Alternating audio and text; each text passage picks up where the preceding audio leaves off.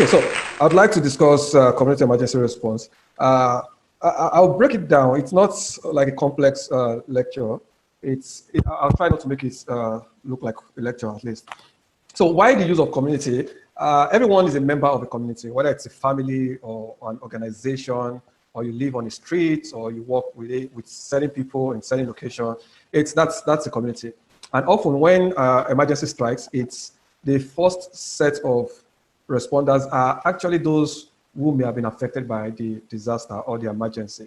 And as such, it is important for whoever it's quite important for everyone within that community to be able to attend or respond effectively to the emergency.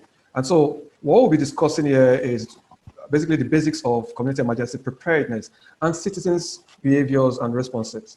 It's quite important because it's not just about your own level of preparedness. It's also how everyone around you is responding to this emergency. And it's unfortunate that in our own environment, we are not even sticking to the basics. It's not about the individual. I know that a number of us here are experts or professionals in safety, emergency, preparedness, response, and what have you. But generally,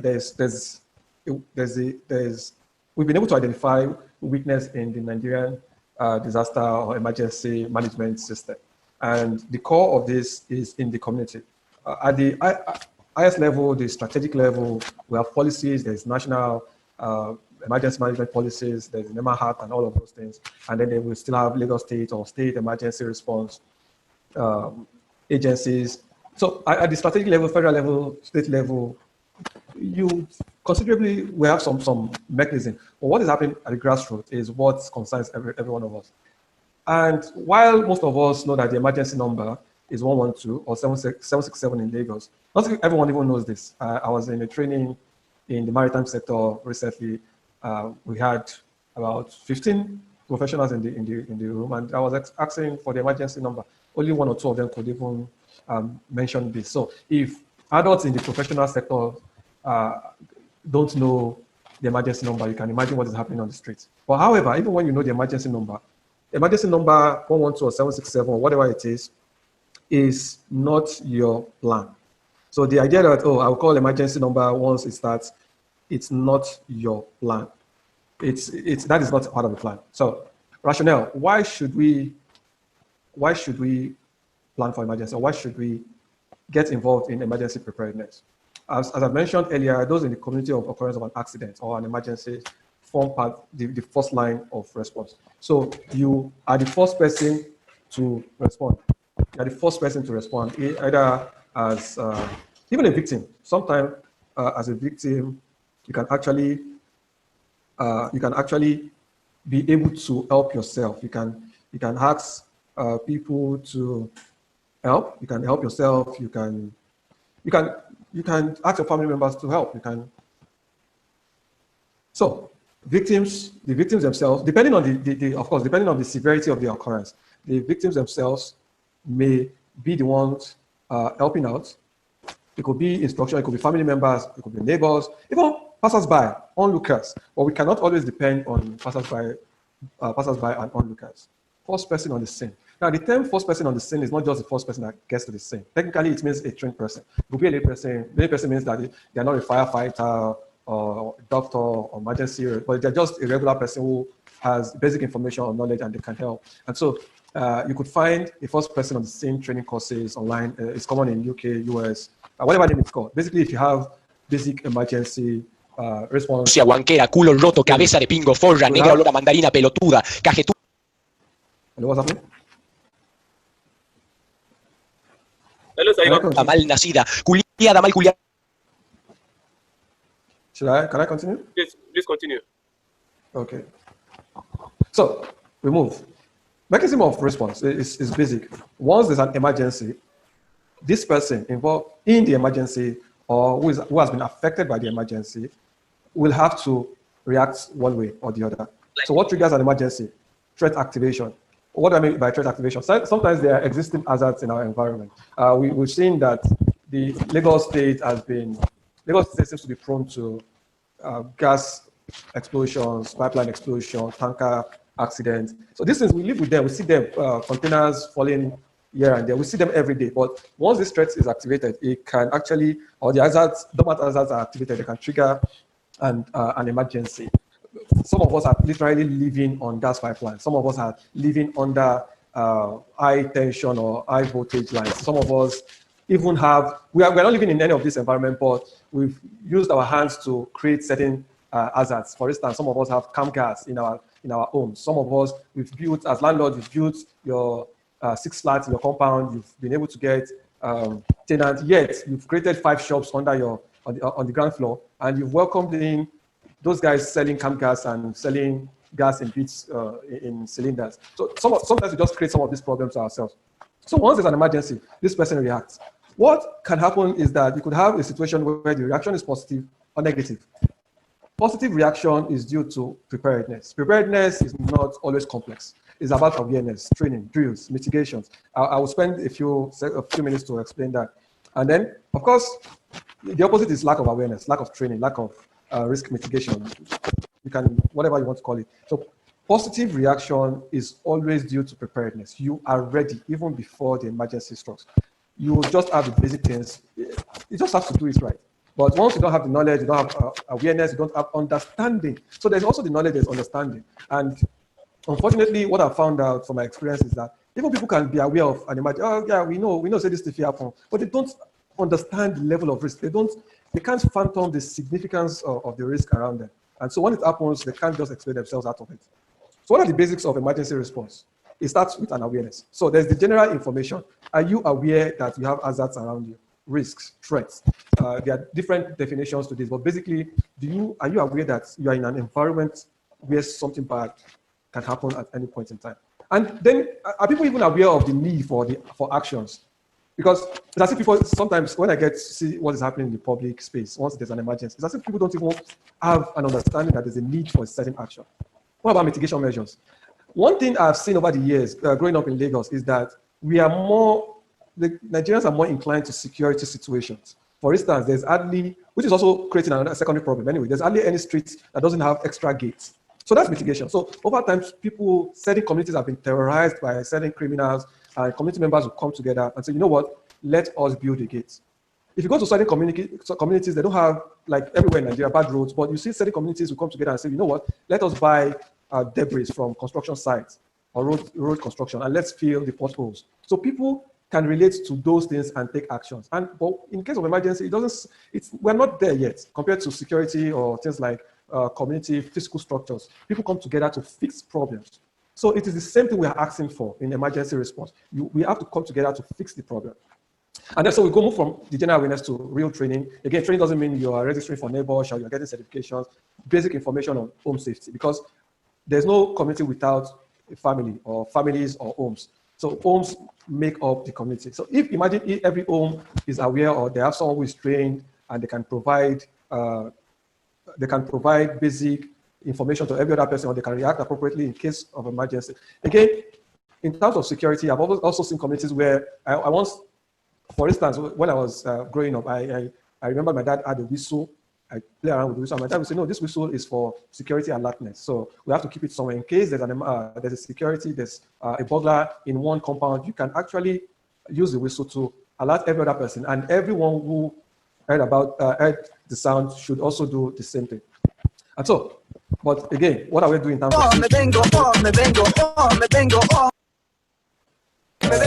Estamos solo los dos bailando en el cumple. I think someone is deliberately trying to sabotage this discussion.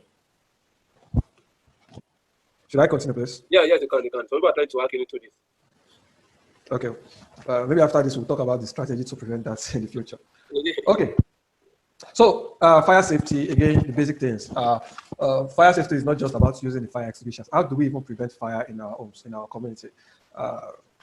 Again, I've mentioned the use of camp gas. It's not uncommon. Everyone there's hardly any compound without this camp gas. A lot of us do not even, around us, if you ask people, perhaps even some of the safety professionals are involved in this. you should install your cylinder outside and run a gas line to your kitchen. A lot of people don't do this. Most of us, so the people, for those who don't have camp gas in their homes, they have gases installed in their kitchen. And it's sometimes it's just difficult to convince people that this is the potential risk of what we are having here. And of course, we can put up defense. My house is not designed for this, and that. So what? Because before you talk about response, you have to talk about preparedness. Over time, we've seen that investment. Next week Wednesday is International Day for Disaster Risk Reduction, which is another opportunity to talk about disaster management or emergency management. But over time, science has shown that the more we invest in prevention, the better we tend to respond, because we have even reduced our risk drastically, such that our response will be effective. And then, of course, you have security, training on security. So emergency response is not just about safety or disaster. Security also affects this. For instance, if you have an emergency at night, one thing we've seen in Lagos, in a place like Lagos, is those gates that have been created to manage security issues have also impeded emergency response in an emergency. So we have to balance security and emergency. So the basic security awareness and training can also help to improve emergency response. So what are the steps? Generally, we should be able to identify threats and analyze it. So this is not also complex. What are those threats in your community? The recent gas explosion that happened in somewhere in Yanopaja, I guess, we found out that the community members they were able to identify the threats, and they've written to the government according to information on social media. So we have to be able to identify these threats, analyze it, and also push for the mitigation. So it's not enough to just say, oh, these are the threats, and we've seen this is the problem. If you don't correct the threats, identifying it is not enough, or the hazard, identifying it is not enough. So the idea of risk management is to be able to eliminate or control the existing hazards.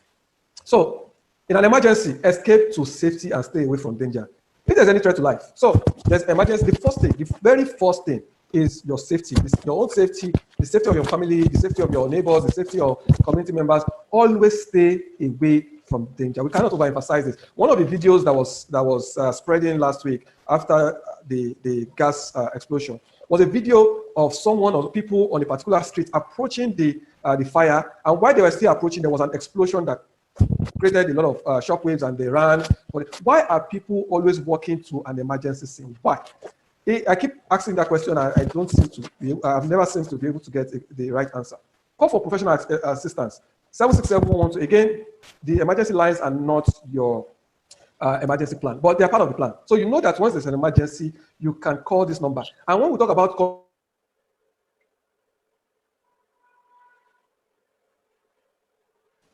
okay, so can I continue? Yes, sir. Yes, sir. Okay, so call for an assistance, and also share these emergency numbers with your family members. It is important. The least thing you can teach the smallest person in a family is the emergency number. Kids should be able to know the emergency number, 767 or 112 if you're in Lagos, 112 anywhere in Nigeria. But I also found out that 112 has not been activated in every part of Nigeria, and that's sad. So you have to also be able to know specific emergency numbers within your community, maybe the number of the DPO of the police station around you, or the fire service, the direct line, not just, I have seen where direct lines work better than the general lines. I have seen that a few times. So having the direct line to the person that will activate emergency response in your community is even better. Okay, identify the available resources in your community. What do you have? Who has tank? How can you run it, just in case you want to use water resources, for instance? And understand your limitations, especially in terms of training. You are not a firefighter. Why are you working towards a serious fire? Why are you working towards a pipeline fire? Why? So you have to understand your limitations. Attend to the threat first. I've said this before. Before doing other things like damage assessment, who was injured, respond. Your first response is for safety, is for your own safety, the safety of your family, the safety of your community members. Act only within your capacity and competence. You are not a firefighter. I keep telling people when we do, I remember one organization called me to say, can you teach us basic fire safety? I said, yes. And then they went on to say, what can you teach us how to use a fireman house, how to use, I'm like, oh, come on. Do you want to become a firefighter? So you have to be able to identify your competency level and act within your capacity. Give way to emergency services. When you crowd around an emergency scene, you impede emergency services. I saw this firsthand in a number of emergencies, collapse building, plane crash. I've seen it happen over and over again. So what about calling for help? When you want to call for help, be clear, be calm. There's no need for overzealousness. There's no need to hack out. I have seen that again. People are just unnecessarily dramatic. If you are on this call, know that henceforth, if you are being dramatic on the call, you are not helping. calmly state your name, your designation. Oh, I'm a member of this community. I'm calling on behalf of my family. I'm calling from a particular workplace. And so you need to do same situation. What are the hazards present? So when you're calling an emergency line, you may want to tell them, oh, a 33,000 liter capacity tanker has just fallen. The fuel on the road, the fuel is on the road. This power line is broken. You may want to provide additional information so that it helps them to the emergency responders to prepare adequately. Because if not, sometimes they respond with the basic tool and personnel, and then they have to go back to keep communicating with the command center to upgrade the emergency response level. So, but your call can help to reduce the time lost. What about the nature of the accident? What has happened? Are there casualties? Now, this doesn't mean you have to go within the threat envelope. No, you have to stay away. If you can't give this information accurately, you have to give it based on your perspective. But one thing that is important is that whatever you are giving is true, and also it's clear. The conditions of the people involved, the progress of assistance, if any, and then the location of the accident or the emergency. The location is critical. Sometimes you may have to describe, unfortunately, in our own society or environment, you may have to describe the location. And so do such. So let's talk about citizens' response. I think I've mentioned a few. I think the questions can come at the end of this. So I'm getting to the end of the slides. Emergency response, citizens' response, the Nigerian reality. Look at this image. And this is what we find every time. It's the same story. I saw as Ambi Hassan on this call. I'm sure he has the same experience. We see these things all the time. There's hardly any emergencies where you don't find Nigerians clustering around the scene. So my question is, who are these people? Now, waiting they define, waiting they look for. But whose problem is this? It's our problem. It's everyone's problem. Whether you are a government, you are a regulator, you are an investigator, you are a safety professional, whoever, it's our problem because this situation is not helping the emergency itself. It's not helping the responders. So you have the overzealous, so you have the observers. They're just coming to see. They're just coming to take pictures, videos. Why? Still our reality. You have overzealous people. The reason I've also mentioned this is so that we don't become one of these people. If you want to help diligently. If you have enough hands already, there's no need to interfere. And I'll give you a practical example. About a month or 6 weeks back, a friend of mine was on a Sunday, called me to say he was on his way to church, and an accident had just occurred by the pedestrian bridge at Onipan bus stop. The man was knocked down while trying to cross the road. So he was trying to get me to call. But I said, look, LRU is just like a 5-minute walk, not even drive. You walk down to LRU and then they'll come. Meaning that if you call 767, they should be able to trigger LRU. That was my thought. And after a while, somebody kept telling me that, Dari, you've been in this situation before. Our emergency response is poor. They may not come on time. And after about 10 minutes contemplating, I took the courage and then I left Akoka, spent another 15 minutes. And behold, I got there just about the time the LRU guys got there. So about 20 minutes between that time. And so what I found out was that while I was looking at this, I moved close to the situation and I was trying to assess if I should help because the LRU personnel, there were about 3 or 4 of them. And so I was trying to say, maybe, to assess the situation if they would need additional help. And then their lead said, hey, young man, you are on the way. She was actually taking assessment, taking pictures and videos while others were helping. And immediately I stepped away. I did not interfere. I didn't even think there was a need for me to introduce myself that I could help because for me, there were enough hands to help. There was an ambulance, there were about 3 or 4 personnel. But I have seen a situation where even government agents or personnel will drag the stretcher, will want to.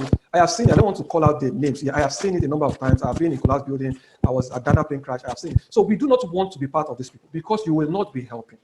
Everybody must have their role defined. Even as a citizen, there's nothing wrong if you observe an emergency response. Even if it happens in developed countries, but stay away. Do not impede services. Do not be too. Why do you need 10 people to handle one stretcher to take someone away? Why? So you might be thinking that, emergency response is about knowing first aid. No, it's about these principles. It's about understanding some of these principles.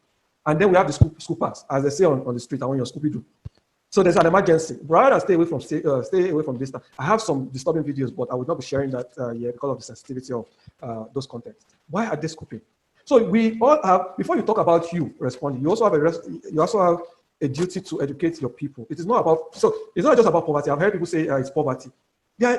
In a situation like this, there was a poor woman who walked away. There was a poor family. The family man, the head of the family says, "You guys, you have to leave this environment because a fire could start anytime." It's about the state of mind. It is not just poverty. Growing up, I knew people who were not poor, but would do this for this fun of it. So they have to understand why this is being done. So before you respond to an emergency, understand that there are risks. So we're talking about fire. It is not just the fire. What about the smoke? You could inhale smoke and then get knocked out within minutes. What about explosion? What people do not understand that apart from the fire, explosion pushes debris far under intense momentum. If you are struck by that, you could get killed. It's like a bullet to your head. You could get killed. And then you could have blast wave causing a different form of arrhythmia. You could literally suffer a cardiac arrest if you are in line or if you are within the intensity of the blast wave. People do not understand this. And that's why you see it in the movie. There's an explosion and people are jumping. Yeah, sometimes a little exaggerated, but it is possible for the wave to create a great momentum within a certain envelope that could cause some very severe destruction. So you want to stay away. So the next time you see a tanker on fire, especially when it is loaded, just know that there's a potential for explosion. The next time you see fire in a gas plant, just know that there's a potential for explosion. That is not the time you want to walk closely. That is you just have to do the opposite. You just have to walk away because you don't even have the distance. Some theories will say stay at least 50 meters away, stay at least 100 meters away. You don't know the content or the intensity of what could happen. So you have to stay as far away as possible. Volatile organic compound, fuel has been spilled. You are there, you are inhaling these compounds that could also create problems for you in the future. And the acute problem could be asphyxiation. You could pass out. Some of us are even asthmatic, we don't even know. And then you just go into an emergency scene, you inhale compounds you don't have to inhale, then you go get into trouble. What about security issues? Even for professional emergency responders, we've seen this. Firefighters have been mobbed before. Emergency responders have been attacked for various reasons. You can even be robbed, especially at night. So you want to carry out your assessment. Now, when we mention that, keep talking about assessment, it is not the classroom assessment we learn as safety professionals. It's just applying instincts. Just visualize and imagine the consequences of what you could experience if you keep approaching an emergency scene. What about debris, unstable structure? One of my experience was there was a collapsed building, I think, Okiari, Lagos Island. Was it 2006 or thereabout?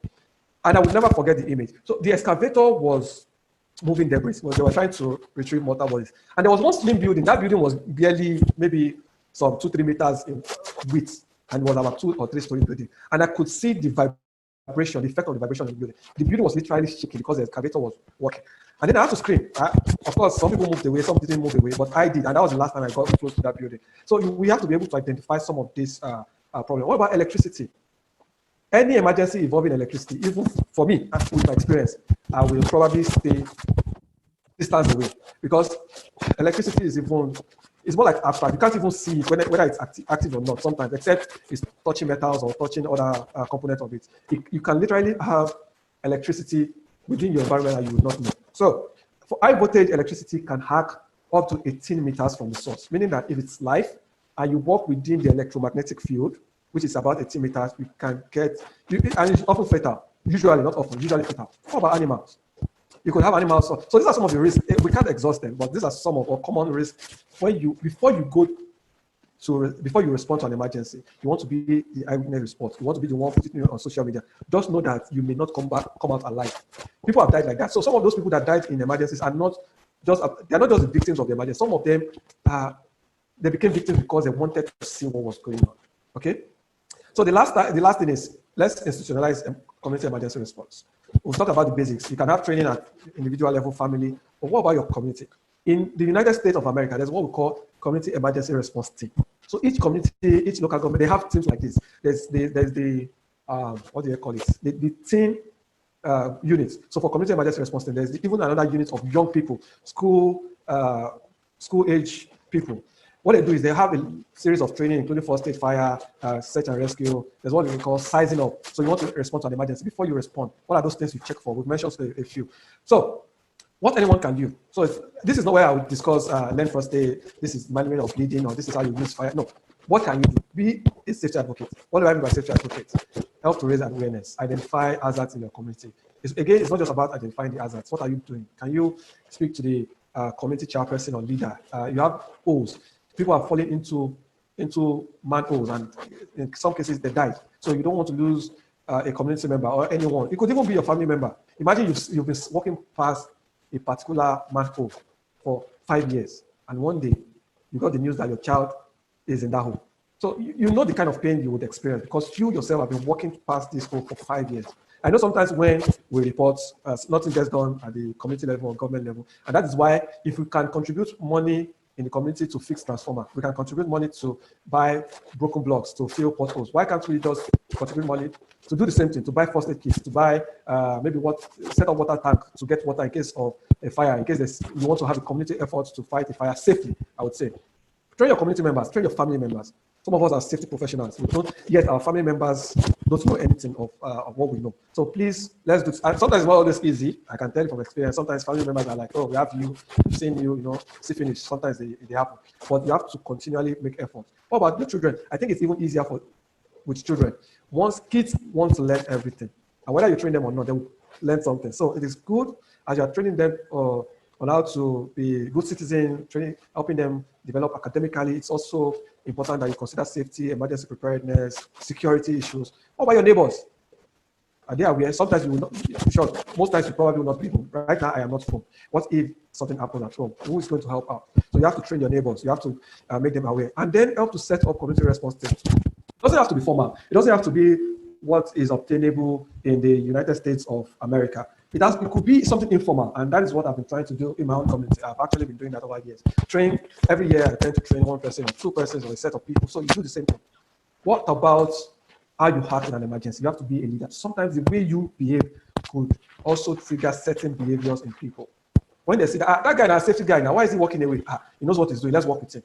So when they know you as a safety professional or a firefighter in your community, they're most likely going to listen to you. So when you say, guys, please move 2 meters away, they would do that. Or sometimes they're just practical, just set up a point and say, everybody move behind that point. I only need 1 or 2 persons.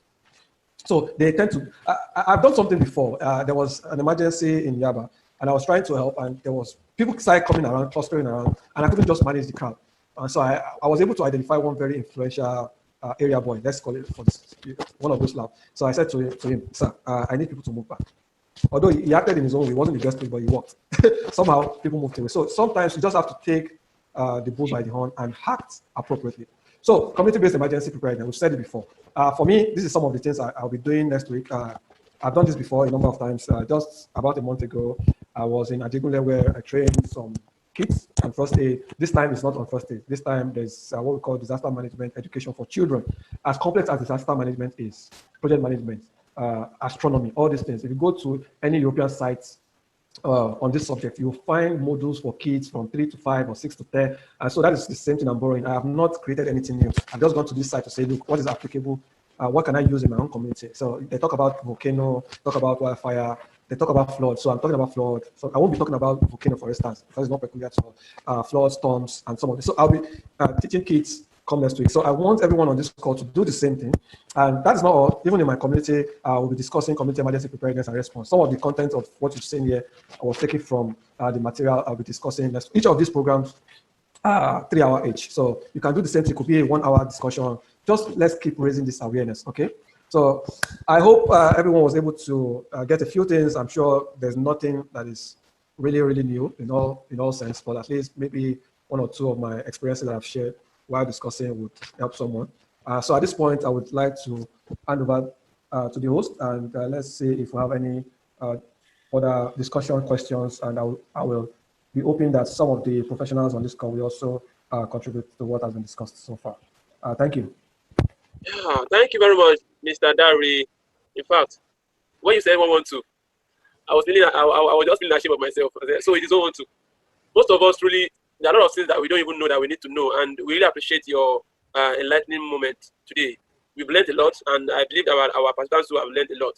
We want contributions from everyone, especially from our professionals that are live with us. Please kindly unmute yourself to please add to what has been done, what has been said to us. Really appreciate. Is Engineer Hassan there? Hello, sir. Hello, Engineer Hassan. I think he's not there. I'm also using this opportunity to please call on Mr. Alfred Ajao. I love calling him a lot because I know I still have a lot to learn from him. Please, Mr. Alfred Ajao, can you please let us learn from you today? What do you see about this wonderful discussion on community emergency response? Kindly unmute yourself, sir.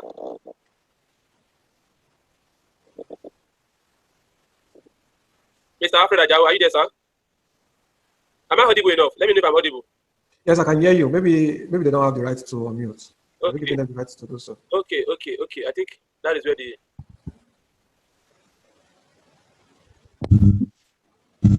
Yeah. Mr. President, are you there, sir? All right. Thank you, Chief Dari Akinfusi, for this. When you hear Don speaking on emergency response, people like us will keep quiet and we listen to one. Thank you. Also, I want to appreciate you, Wali, for this platform. It's a great one. Keeping spreading the information for people to learn. I was talking about. I love what the speaker said, Dari in person, that most of our community, most of the estates where we find ourselves, what people do is they contribute money for security, but they tend to forget about emergency response. It's a very good one, and I think this will also give me a privilege when I have a community meeting to also talk to some of our people. I've never seen it that way, and that's why continuous development is very key. No matter who wants to speak, I've been able to keep myself. Anywhere I hear knowledge is being shared, I always want to be there. So I think a take home for all of us this afternoon is that anywhere we find ourselves, no matter how small, no matter how big we think it is, let's lend our voice to safety so that the more we do it, the more we get attention. I'm just going to take a clue for what I've seen happening in the country in the last few days, where there was an agitation from the youths. People were tired. To some extent, at the end of the day, this afternoon, we're able to hear.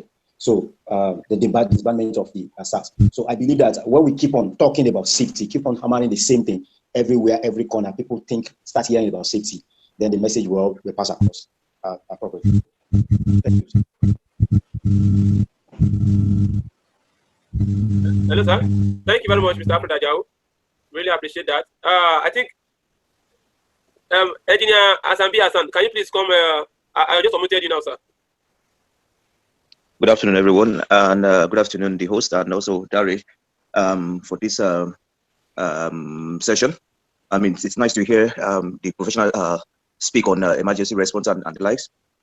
Sincerely, I've had a lot of experience. I mean, managing emergency and all that, and I can tell you, we really need to do a lot in this aspect as professionals.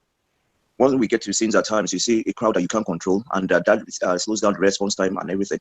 I think we can do a lot more better if people are well oriented.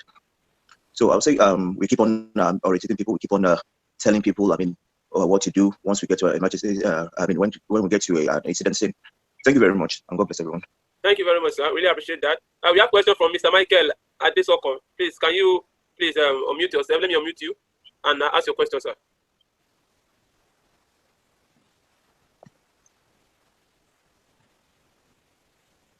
Hello, sir. Mr. Michael Adesoko. Then we have Mr. Ogubanjo. Can you please unmute yourself and let us have you, sir? Am I on, please? Yes, sir. You are on, sir.